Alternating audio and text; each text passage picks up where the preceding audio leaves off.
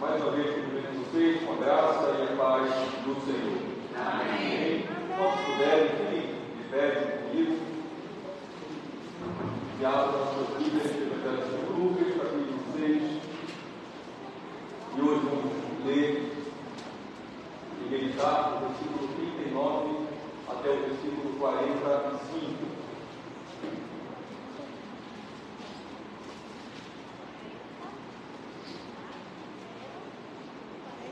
Uma dos nossos irmãos de hoje, segundo o costume da nossa igreja, seja como mestre. Seja como mestre.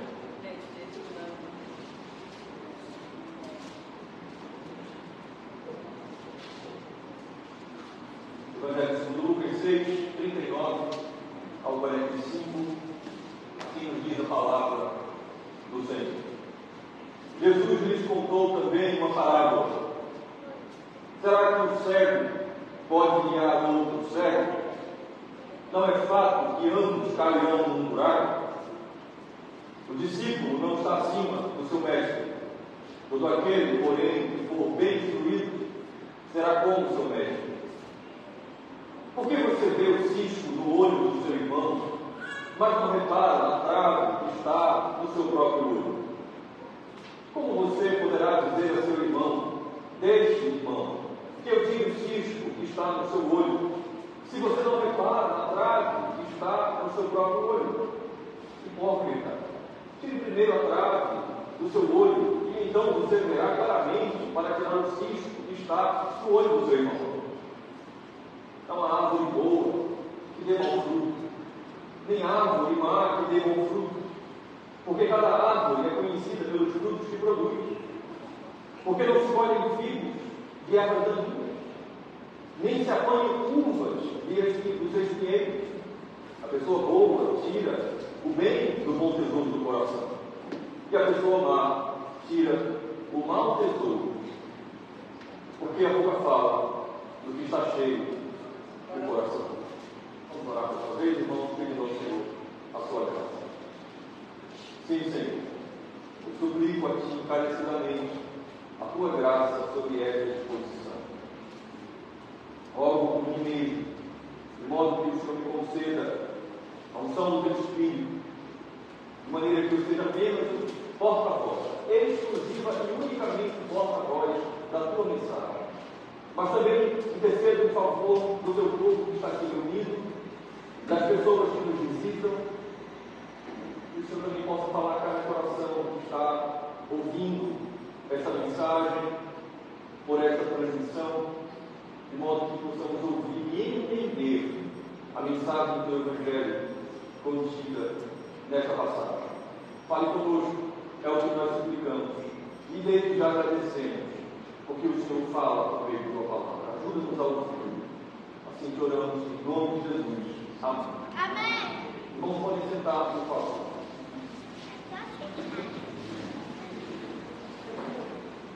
O texto da exposição de hoje me faz lembrar de 3 experiências pessoais recentes. Quando você está num lugar, numa região que você não conhece, quando você está, como nós costumamos dizer, num terreno que não é muito a sua praia, que você está meio perdido, não há nada melhor do que um bom guia.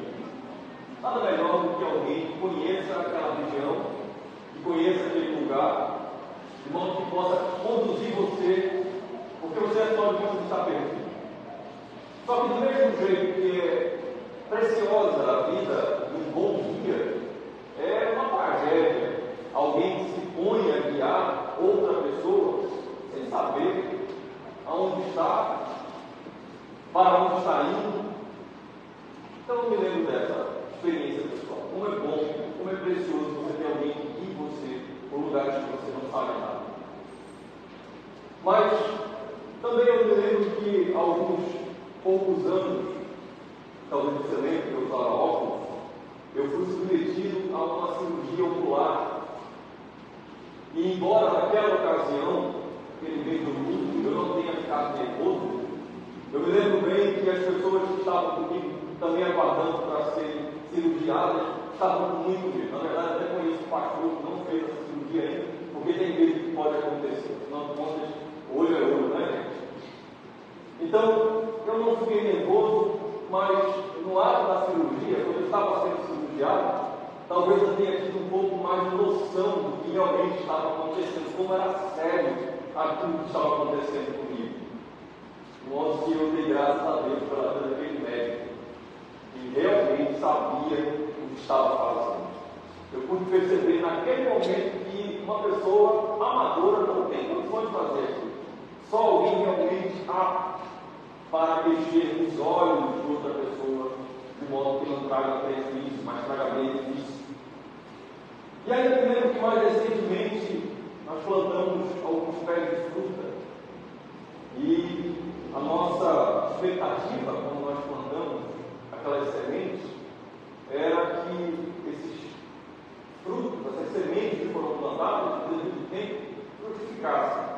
Aqueles pés de planta lá crescessem e dessem o fruto no devido tempo. E a nossa expectativa, eu me lembro disso olhando para essa passagem que nós acabamos de ler, esses versículos, essas parábolas, essas 3 parábolas que nós vamos meditar. Eu sou lembrado de que a minha expectativa dessas sementes que foram plantadas é que no devido tempo cada semente produza o seu devido fruto. Daqui a pouco nós vamos aplicar melhor essas 3 lembranças que eu tive ao ler esse versículo, essas parábolas. Mas eu quero lembrar a vocês que nos últimos 2 sermões nós fomos desafiados pelo Evangelho, fomos desafiados pelo Senhor Jesus Cristo, desafiados a orar, desafiados a desejar e a fazer o bem, desafiados até a amar aqueles que se levantam contra nós, que nos odeiam, que são nossos inimigos. Mas também fomos desafiados pelo Senhor a não julgarmos de maneira destrutiva e condenatória quem. Fomos desafiados a julgarmos sim, mas que o nosso julgamento, o nosso juízo, ele cumpra o propósito pelo qual todo julgamento ele existe. Trazer justiça. Não estabelecer parâmetros de quem é melhor e de quem é menor, de quem é melhor e de quem é pior. Não. Que o nosso julgamento seja para a glória de Deus, que o nosso julgamento seja para o bem das pessoas. Foi isso que nós vimos na última exposição da semana passada. E esses mandamentos de amar ao próximo e de amar ao inimigo e de não julgarmos temporariamente as pessoas, existem basicamente por 2 razões. Primeiro, porque o coração humano ele é implacável. Nós temos a tendência impulsiva de sempre olhar uns para os outros e ver o pior, e ver sempre o mal. Essa é a nossa tendência. É por isso que o Senhor está dizendo: não façam isso. Não olhem e não busquem sempre o pior das pessoas. Amem as pessoas, desejem bem das pessoas, olhem pelas pessoas. Mas em segundo lugar, porque ao contrário de mim e de você, a natureza de Deus é justamente oposta. O Senhor está dando esses mandamentos para mim e para você, porque a natureza de Deus é benevolente para com os maus, é bondosa para com os ingratos. O Senhor tem essa inclinação natural, faz parte da natureza divina agir de maneira benevolente para com os seus inimigos, os seus opositores. E assim, entregando a mim e a você esse mandamento, o Senhor nos chama como cristãos, nos convoca a sermos como Ele, a sermos como o nosso mestre, a sermos como aquele que nos ensina. E isso não é opcional. Não é. É um mandamento. São mandamentos do Senhor para os seus filhos, para os seus discípulos, para os seus alunos, para os seus servos. Nessa noite, nosso Senhor Jesus Cristo nos evangelizará por meio de parábolas. Na próxima exposição, se Deus assim permitir, veremos as outras 2 finais parábolas, as 5 parábolas que estão nessa sessão. Hoje, nós vamos observar, vamos meditar e vamos ouvir a mensagem do Evangelho em 3 delas. A primeira, a parábola do guia cego. Olha para a sua Bíblia, versículos 39 e versículo 40. Jesus lhes contou também uma parábola. Será que um cego pode guiar outro cego? Não é fato, aliás, que ambos cairão no buraco. O discípulo não está acima do seu mestre. Todo aquele, porém, que for bem instruído, será como o seu mestre. As parábolas que nosso Senhor Jesus Cristo proferiu sempre estavam cheias de elementos comuns do dia a dia palestino. Por quê? Porque o interesse do Senhor era ensinar e ser compreendido. E aqui já há uma grande lição para mim como pastor e uma grande lição para vocês como evangelistas. Nós podemos ter um largo conhecimento teológico, um largo conhecimento das diversas áreas do estudo bíblico, mas nada adianta termos esse largo conhecimento e falarmos para as pessoas simplesmente não entenderem, não associarem à sua vida prática o ensino do Evangelho, que é tão prático como nós vamos ver. Quando você for falar do Evangelho, lembre-se, fale de maneira que você seja compreendido, busque graça de Deus, de modo que a sua fala seja conectada com o dia a dia das pessoas. O Senhor fez isso. O terreno palestino era muito irregular, era cheio de pedras, e por isso que mais adiante ele vai falar sobre pedra de tropeço. Ele está usando uma figura de um terreno palestino, mas também haviam profundos buracos, muitos deles cisternas abandonadas, haviam ainda barrancos. Então esse era o terreno palestino. É essa figura que o Senhor vai utilizar para começar a ensinar de maneira prática os princípios e os mandamentos que ele já tinha dado. Ele faz então duas perguntas que têm respostas elementares. É o que nós chamamos na argumentação de perguntas com respostas fechadas. Sim ou não? Não respostas abertas. A primeira pergunta dele é bem simples. Pode um cego guiar outro cego? A resposta é simples, elementar, fechada. É uma só? Não. É claro que não. Mas então ele faz uma segunda pergunta, consolidando a primeira pergunta que ele fez. Cairão no buraco? Se isso acontecer, se um cego quer outro cego, cairão ambos no buraco? A resposta também é simples, elementar. Sim. Não pode um cego guiar outro cego. Se isso acontecer, os dois vão cair no buraco, é fato. Então o Senhor está ensinando algo profundo, de maneira simples e acessível. E eu quero chamar a sua atenção que o que está em jogo aqui, no ensino do Evangelho, no ensino do nosso Senhor, não é o padrão externo, como muita gente fala, já associa isso aqui ao padrão externo e nominal da religião. Aqui o Senhor está falando de religiosos, aqui está falando dos fariseus, sobretudo no Evangelho segundo Mateus, paralelo ao capítulo 7 a essa passagem. Ele está falando dos fariseus, está falando de uma religião nominal. Sim, ele está fazendo isso, mas é muito além disso. O que está em jogo aqui não são simplesmente os padrões externos e nominais de uma religião, quer seja farisaica ou quer seja cristã, como aqui há ênfase na religião cristã através do evangelista Lucas. Não se resume a isso. Nosso Senhor aqui não está ensinando um conjunto de padrões éticos, porque se eu e você paramos nesse aspecto do ensino, então mais ou menos dizemos que aqui Jesus está apresentando um ensino ético religioso, externo, para tratar aquilo que é externo. Não. Ele não está dando aqui apenas um conjunto de padrões éticos, morais. Aqui ele está formando o caráter da sua liderança. Aqui ele está formando o caráter dos seus discípulos.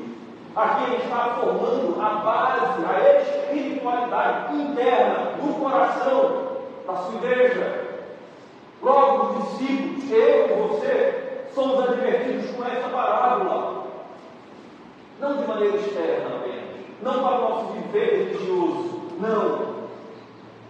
Para a conduta do nosso coração. Para as afeições da nossa alma.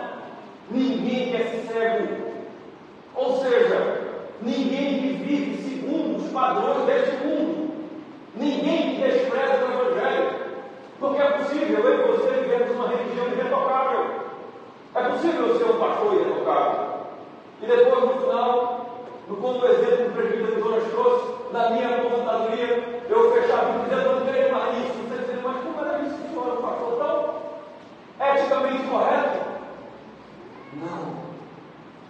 Aqui o Senhor está nos ensinando que todos aqueles que vivem no seu coração segundo o padrão do mundo, todos aqueles que desprezam o Evangelho, todos estão debaixo desta regra, deste mandamento, deste princípio espiritual. Estão cegos.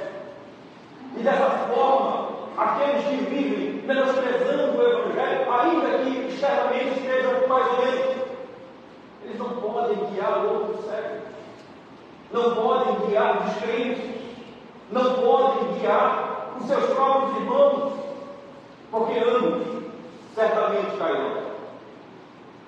Aí eu pergunto a você, com base talvez num preconceito, numa pré-informação que você tem em relação a esse texto, o fariseu cego, ele pode guiar alguém? O fariseu, alguém ligado à religião judaica, ligado à formalidade fria da religião e da lei, pode guiar alguém? Certamente você dirá não. Então eu quero perguntar a você, um cristão, uma cristã na mesma condição, pode guiar alguém? Um cristão que vive nominalmente, mas que o seu coração não ama o Evangelho, pode guiar alguém? Não. Segundo a parábola que o Senhor está trazendo para mim, para você, para o nosso ensino, sequer um fariseu ou um cristão pode sequer caminhar. Ele não só não pode guiar outro cego, como ele sequer pode caminhar cego. Ele sozinho cairá no barranco, ele sozinho cairá no buraco. O que o Senhor está nos ensinando? À luz dos mandamentos que ele vem dando neste capítulo, que uma igreja feita de pessoas implacáveis, uma igreja feita de pessoas julgadoras, uma igreja feita de pessoas condenatórias, ela não está apta para guiar ninguém. Ela pode ter um nome de igreja, ela pode ter todos os elementos de igreja, ter um pastor, ter um corpo de oficiais, ter departamento que está cheio, ser bem bonita. Mas se ela não tem um evangelho, uma preciosidade no seu coração, ela não está apta, ela não tem condições de guiar ninguém. Ela não tem condições sequer de caminhar de maneira segura e firme. E então, no versículo 40, nosso Salvador diz, desse modo, os discípulos não são superiores ao seu mestre. Os discípulos não são superiores a Jesus. Os discípulos não são superiores ao Evangelho que lhes está sendo ensinado. Eles deveriam se submeter a quem era superior. Deveriam se submeter ao mestre. Deveriam se submeter a Jesus. Assim como vocês estão aprendendo, é o que o Senhor Jesus está dizendo para aqueles discípulos, e a mim e a você, assim como vocês estão aprendendo, vocês devem fazer. Assim como vocês estão aprendendo, vocês também devem ensinar a outros. Tanto pela fala de vocês, como pelo viver de vocês. Porque todo que for bem instruído, conclui o versículo 40, será como seu mestre. Tanto os discípulos instruídos pelo próprio Senhor Jesus, quanto os incrédulos que são evangelizados pela igreja, segundo o padrão do reino de Deus, viverão como Jesus. Viverão como seu mestre. Viverão em justiça e viverão em amor. Não viverão sem a justiça. Serão instrumentos de justiça, de juízo, mas também serão instrumentos de amor. Tanto aqueles que são ensinados por Jesus, como eu e você que já somos crentes, como aqueles que são evangelizados. Então o Senhor, ainda falando sobre cegos, que guiam cegos, ele fala no versículo 41 e 42. Ele aprofunda um pouco mais o seu ensino quando ele diz: por que você vê o cisco no olho do seu irmão, mas não repara na praga que está no seu próprio olho? Como você poderá dizer ao seu irmão: deixe, irmão, que eu tire o cisco que está no seu olho? Se você não repara na praga que está no seu próprio olho, hipócrita, diz o Senhor. Tire primeiro a praga do seu olho, e então você verá claramente para tirar o cisco que está no olho do seu irmão. Mais uma vez, o Senhor, aprofundando o seu ensino, ele expõe a ânsia do coração humano, a ânsia dos homens de serem mestres, de serem juízes, de serem doutores dos outros. E essa ânsia é tão grande que esses homens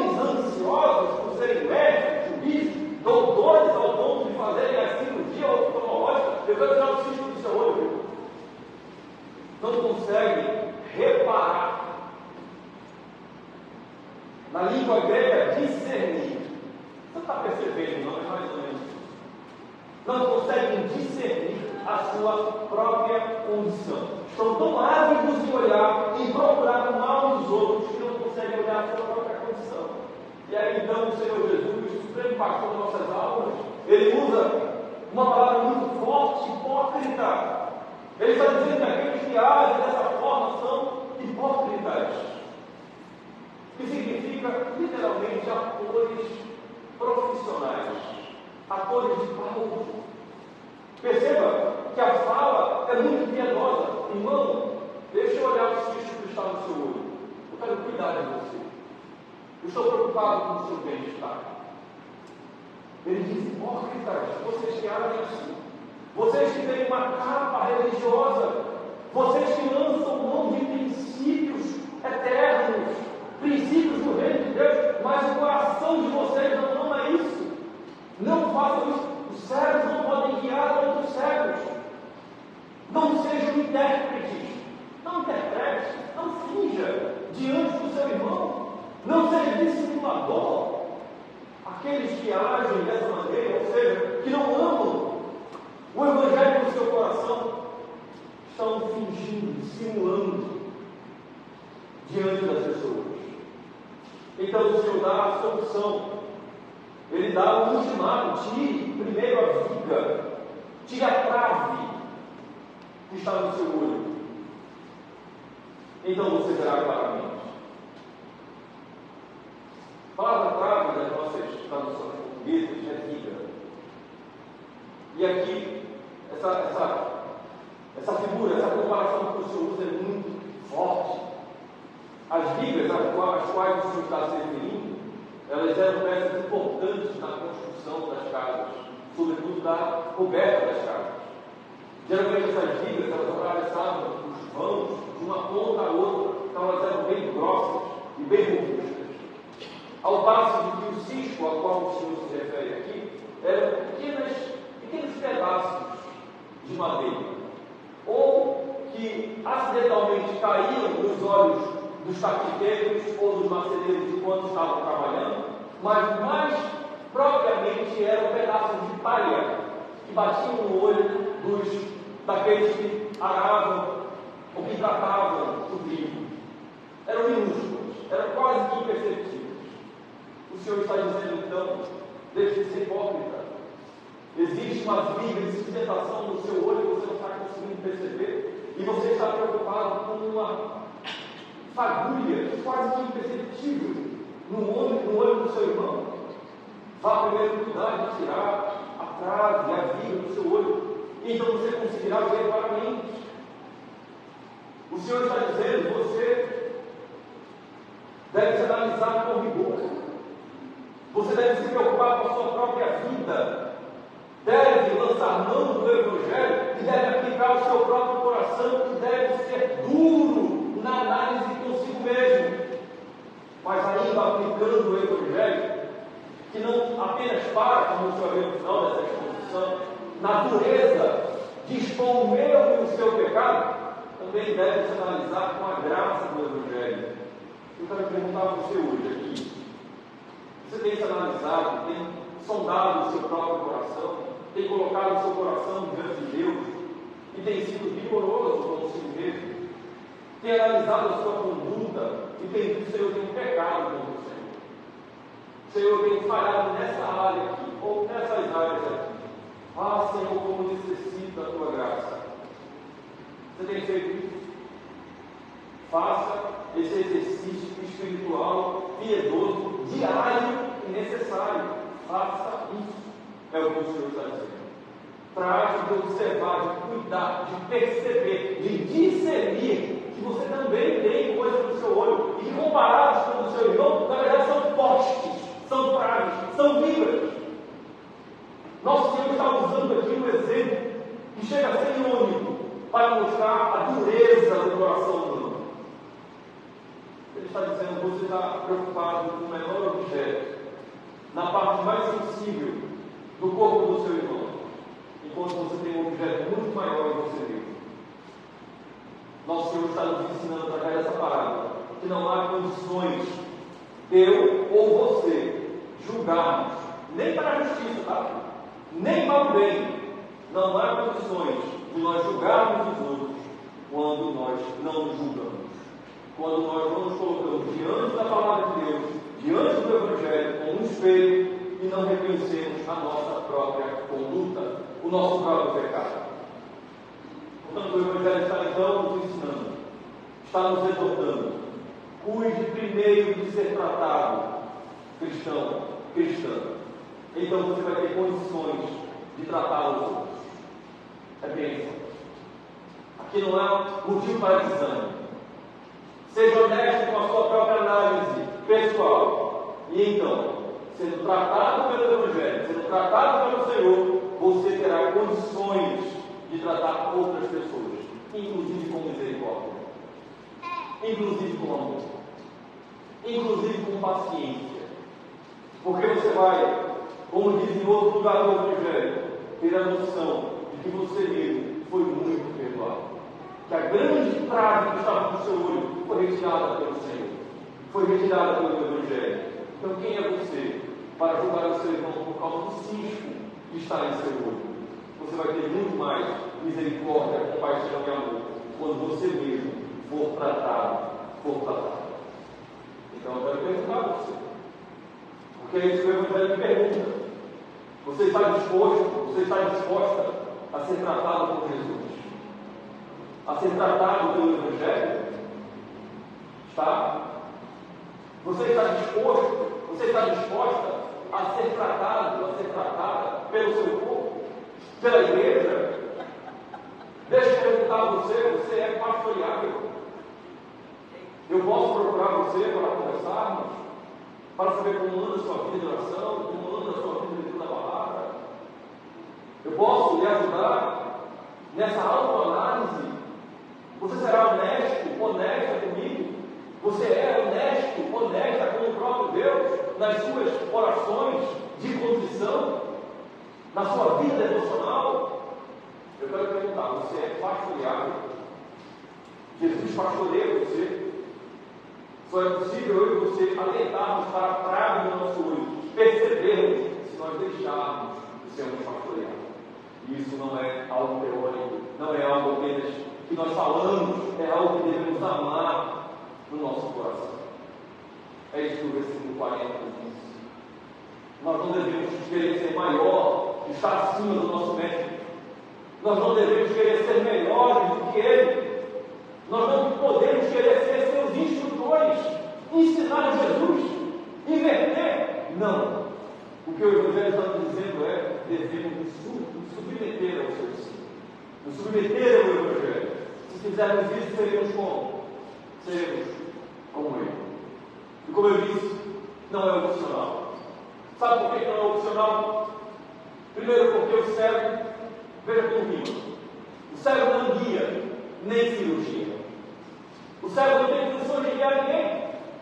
O cérebro não tem condições, aquele que tem uma trave, um poste no seu próprio olho, não tem condições de usar com precisão a sua mão para tirar, sem causar dano, o cisco no olho do seu irmão. O cérebro não guia e nem cirurgia. Mas em segundo lugar, porque a verdade é uma só. É por isso que eu devemos ouvir o Evangelho. Porque a verdade é uma só. E quem estabelece essa verdade não é o pastor. Quem estabelece essa verdade não é você. Quem estabelece essa verdade é o próprio Deus. E onde ela está? Versículo 42. Não há árvore boa que dê bom fruto. Essa é a verdade. Nem a árvore má que dê bom fruto. Ponto. Porque cada árvore, continua o texto, é conhecida, versículo 44, pelos seus frutos que produz. Porque não se colhem figos de ervas daninhas, nem se apanham uvas de espinheiros. Essa é a pura e única verdade, a parábola dos dois tipos de árvores. O Senhor está dizendo que assim como cada árvore possui a sua espécie, se você quer conhecer a árvore segundo a sua espécie, você quer uma forma inequívoca de você fazer isso, olhe para o seu fruto. Veja como esse exemplo é prático. Eu não entendo muito, né?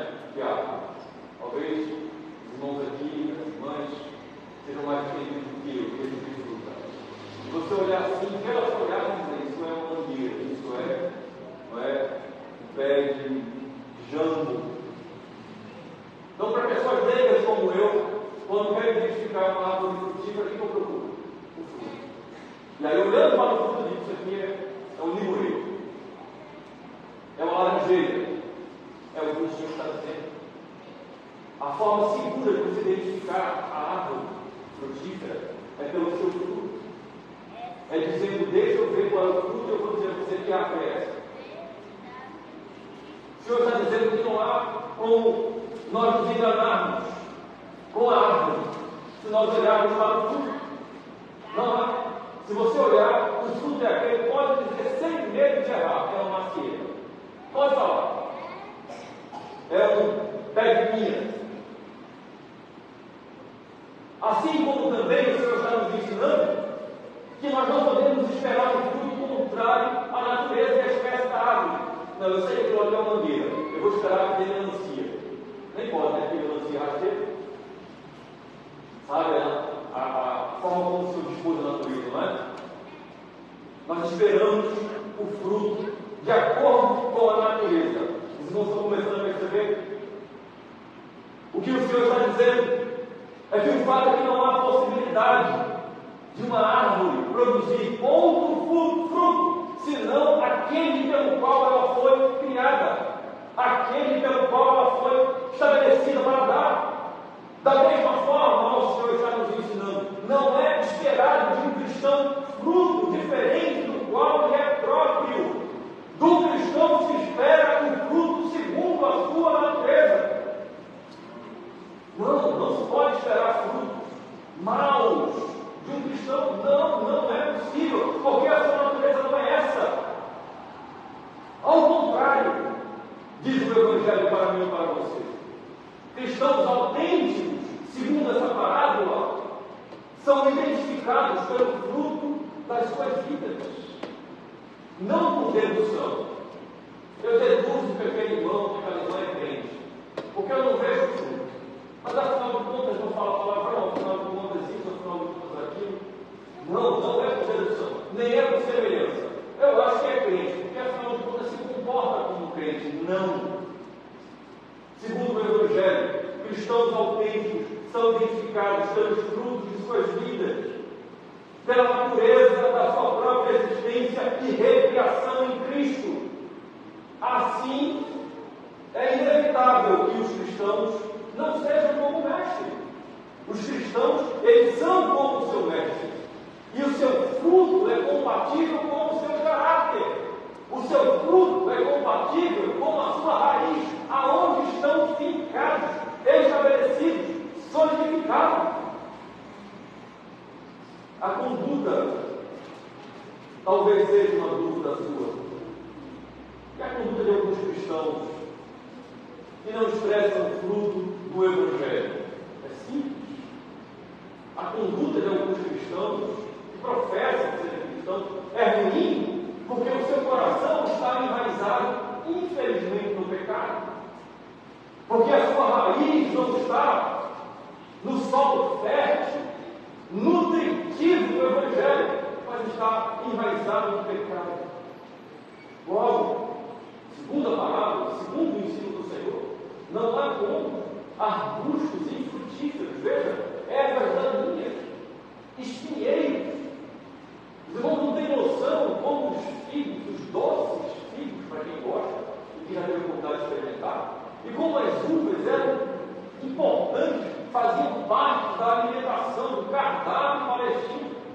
Ele está dizendo que não é possível que arbustos infrutíferos dê frutas tão preciosas se o seu coração está enraizado no pecado. Não há a menor possibilidade.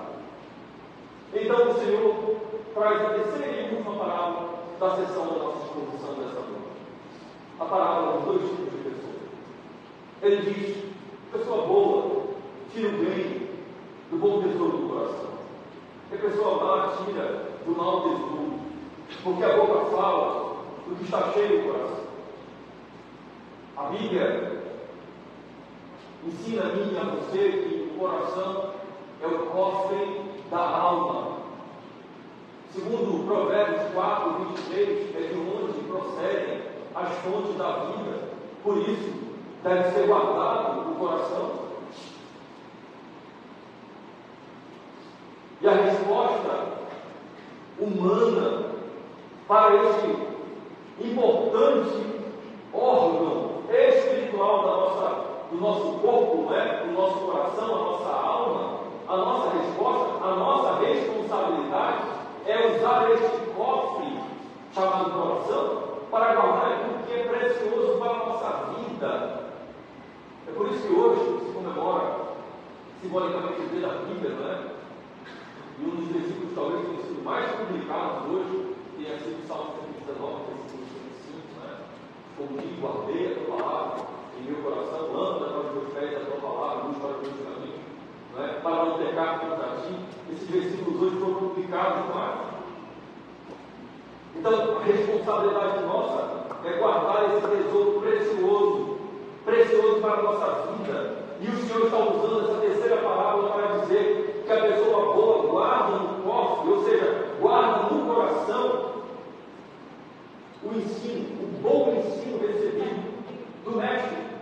E desse bom ensino, tira o bem. Tira o bem deste tesouro precioso chamado Evangelho. Já a pessoa má rejeita o Evangelho, rejeita o bom tesouro e guarda no cofre, ou seja, guarda no coração, entesoura no seu coração o mal. E então, do mal, do pecado, extrai o que é mal. Então, ele arremata dizendo que a boca fala do que está cheio o coração.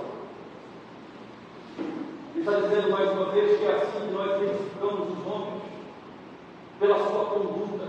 É interessante, porque essa terceira parábola é encerrada com esta pequena frase: a boca fala do que o coração está cheio. E na nossa cultura brasileira, nós falamos que as pessoas às vezes falam, mas não cumprem. Então a sua fala ela não é muito válida. Aqui o Senhor está dando ênfase à fala. Está dizendo que aquilo que sai da boca é aquilo que está preenchido no coração. O que o Senhor está falando aqui no final dessa parábola não é apenas a fala. O que ele está falando aqui é que os homens são identificados com sua conduta, por aquilo que falam, por aquilo que fazem, por aquilo que preenche os seus corações. O que ele está dizendo aqui é que cristãos nominais podem até dissimular, mas são conhecidos pela sua vida, pela maneira que agem. Há pessoas que não falam e que não agem. Escute isso: cristãos não falam para que se comprometer, mas também não fazem nada. Há pessoas que falam, que até falam, mas não agem. E há pessoas que falam e que agem, mas que a sua motivação é pecaminosa. E que, infelizmente, essa atitude motivacional pecaminosa virá à tona. Porque Lucas 12 vai dizer mais adiante que não há nada encoberto que não venha a ser revelado. O que o Evangelho está nos dizendo é que a natureza caída não produz frutos de santidade nem vida piedosa. O que o Evangelho está nos dizendo é que pessoas que não entesouram o Evangelho no coração, pessoas que guardam o pecado no seu coração, pessoas que, infelizmente, por rejeitarem o Evangelho, estão cegos, não têm condições de guiar ninguém, nem a si mesmo. Essas pessoas não conseguem viver uma vida frutífera de santidade e de piedade. Cristãos até podem passar por fases difíceis, fases em que a sua fé seja afetada. Mas atenção, às vezes nós olhamos para alguns crentes que conseguem viver sem a Bíblia.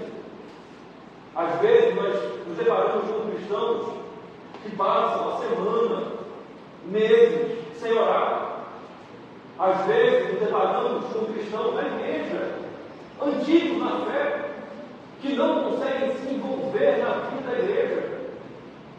Às vezes nós nos deparamos com crentes no trabalho, na escola, e ficamos surpresos quando ficamos às vezes mais surpresos ainda quando nos deparamos com esses crentes que nós não sabíamos que eram crentes e sabemos que esses são crentes há muitos anos. Às vezes, nos deparamos com cristãos que não têm nada do Evangelho nos lábios, nem para edificar as pessoas da igreja, nem para aqueles de fora. Então eu quero perguntar a você, quando você se depara com um cristão que não lê a Bíblia, com um cristão que não ora, com um cristão que não se identifica, não participa da vida da igreja, cristãos que não têm o Evangelho nos lábios, que não falam sobre as coisas de Deus, eu pergunto a você, o que pensar deste cristão, desta cristã? O que pensar desta árvore? Quais são os frutos que nós estamos observando? Mas então você diga, pastor, essa mensagem não era o que eu queria ouvir hoje. Eu vou embora para minha casa arrasado, porque não sei o que foi que houve com o senhor, pastor, mas essa mensagem é muito dura. Deixa eu dizer a você que essa é a mensagem do Evangelho. A mensagem do Evangelho expõe o Deus do seu pecado. Essa é a nossa tendência. Você acha que o Senhor Jesus está chamando a mim e a você de hipócrita à toa? Não! Ele está fazendo isso porque Ele sabe que eu e você somos hipócritas. Ele sabe que a tendência do meu e do seu coração é sermos cegos, é sermos mais justos do que os outros, é olharmos para as pessoas e rapidamente julgarmos e não as amarmos. Ele sabe que a tendência do meu e do seu coração é vivermos uma religião externa, infrutífera. Ele sabe como nós somos afeiçoados ao gueto de não ler a Bíblia, ao prazer de não orar, à tentação prazerosa que nos aconchega de não nos envolvermos com a igreja, de não nos expormos. Ele sabe que essa é a inclinação e a tendência do meu e do seu coração. Mas deixa eu dizer a você que você não vai embora triste para casa, porque o que você está ouvindo é o Evangelho. E o Evangelho tem boa notícia para você nessa noite. Se você está nessa condição, se você olha para o Evangelho como um espelho e diz assim, meu Deus, eu estou perdido. Se depender disso para a minha salvação, eu estou perdido. Eu não sei nem se eu sou crente. Ótimo. O Evangelho está falando com você. E o Evangelho hoje está lhe apresentando uma excelente notícia, uma boa notícia. O Evangelho está convocando você a ser como o seu mestre, a ser como Jesus. O Evangelho está dizendo a você nessa noite, acolha este ensino em seu coração e submeta ao Evangelho. Seja tratado pelo Senhor Jesus, seja tratado pelo seu corpo, seja tratado pela igreja. Tratado de quê, pastor? O Evangelho já disse, da sua cegueira, da viga na parte mais sensível do seu corpo. Você tem uma viga aí, deixe o Senhor Jesus Cristo tratar você. Ouça o que o Evangelho está falando com você. Trate de entesourar no seu coração o bom tesouro. Trate de cuidar deste pequeno órgão. Porque se você não fizer isso, se você não se render à palavra do Evangelho que tem sido pregada no seu coração, você vai continuar julgando as pessoas. Você vai continuar desprovida de experimentar o amor de Deus na sua vida e na sua vida, através da sua vida, para alcançar pessoas, inclusive seus inimigos. Se você ouvir o Evangelho, será tirado a trave do seu olho. Você conseguirá ser um instrumento de Deus para ser uma bênção de dar ciscos nos olhos das pessoas que estão ao seu redor, e você fará isso com todo cuidado para não machucar. Você não fará para cegar, para furar o olho, né? Não fará para furar o olho de ninguém. Você fará para trazer visão, para trazer vida. Se você não ouvir o Evangelho, você vai continuar caminhando com dificuldades.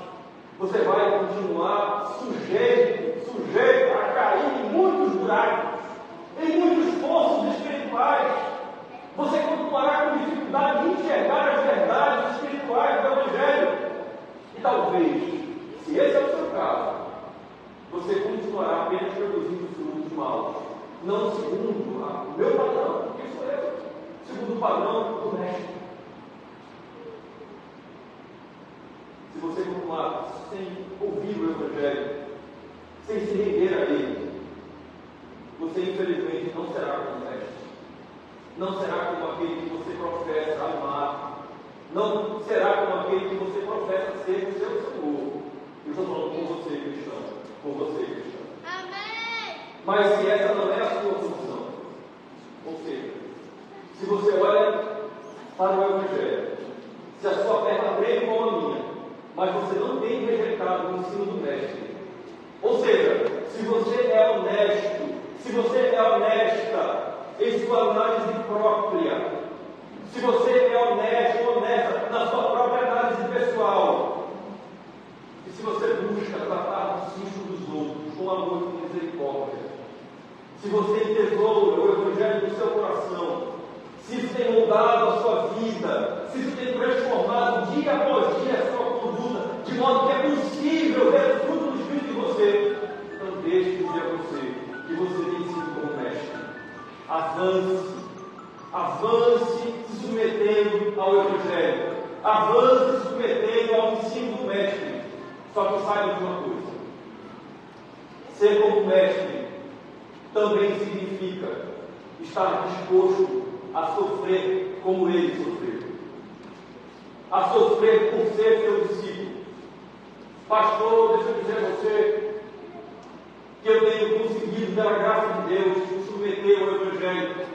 E eu tenho vivido aquilo que o Senhor, meu Senhor, tem me ensinado. Mas eu não tenho experimentado, assim, momentos muito doces. Deixa eu dizer a você que nosso Senhor, o Mestre, Ele fez tudo isso que Ele mesmo está nos ensinando nessa noite. E mesmo assim Ele sofreu. Mesmo assim Ele foi perseguido. Deixa eu dizer a você que você, se for como mestre, você não será aplaudida por desejar o bem, por orar e por amar os seus inimigos. Não fará isso com você. Você fará isso e você esperará colher os frutos e o tesouro do mestre. Do cristão, uma cristã, que é igual ao mestre. São guias, são luz do mundo. Cristãos são verdadeiros cirurgiões nas mãos do Mestre e ajudam muitos a tirar cistos para que possam crer. Se você continuar se esforçando, lutando para ser como Mestre, você vai guardar o bom tesouro, e do bom tesouro você vai tirar e vai fazer sempre o bem, sempre aquilo que é bom, assim como o seu Mestre. Vamos orar. Vamos colocar os nossos corações diante do Senhor. Nosso Deus, na tua presença, nos colocamos, após ouvir a tua palavra, após ouvir a tua voz no Evangelho. Senhor, como a situação do coração humano é séria, como o Senhor foi gracioso em nos livrar da condenação eterna, nós estamos caminhando a largos passos para o inferno. Nós estávamos caminhando cegos num mundo de escuridão. O terreno do pecado é muito pior, Senhor, do que o terreno da Palestina. Ó Deus, muito obrigado por nos livrar. Muito obrigado por ser revelação unicamente a nós. Agora queremos te pedir perdão, Senhor, porque por vezes queremos ser maiores do que o Senhor. Queremos te ensinar o teu próprio Evangelho. Tem misericórdia de nós. Tem misericórdia de nós, Senhor, quando não entesouramos em nosso coração o teu Evangelho, a tua palavra. Tem misericórdia de nós, Senhor, quando fazemos aquilo que é mal. E ao invés de sermos como o Senhor é, agimos de maneira contrária. Ajuda-nos, Senhor, a sermos guias para aqueles que estão perdidos, cegos em seus pecados. Ajuda-nos, ó Deus, a sermos amorosos, cirurgiões, de modo, Senhor, que possamos ser instrumentos nas tuas mãos, para que muitos venham enxergar e venham crer no Senhor. Ajuda-nos, Senhor, a sermos como árvores frutíferas. Ajuda-nos, Senhor, a darmos frutos suculentos, árvores frondosas, árvores, Senhor, regadas e plantadas pelo Senhor Cristo, Faz isso em nossa vida, faz isso na vida de nossa igreja. Ó Deus, aqueles que aqui estão, que ainda não se renderam ao Senhor, que a palavra do Evangelho possa expor o seu pecado, a sua condição, e que eles possam reconhecer que só em Ti eles encontram salvação. Só no Evangelho, não no Evangelho superficial, mas no Evangelho enraizado no coração, na alma, que eles possam reconhecer o quanto dependem, precisam de Ti. Assim nós choramos, mais uma vez agradecidos, em nome de Jesus. Amém.